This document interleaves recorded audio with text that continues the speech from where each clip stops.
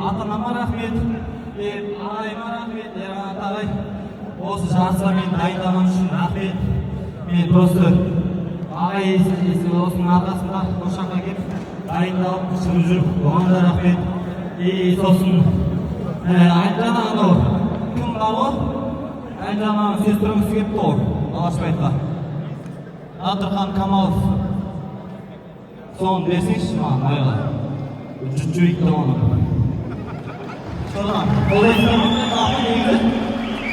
Сосын қараңыздар, менен кейін шығатын қазақтарды бар емес, әжелеш. Соған кішкене әжелерді рухандырып, әруақ қызметте адам.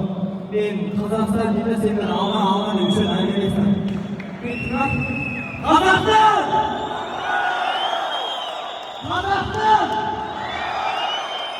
Қазақтан!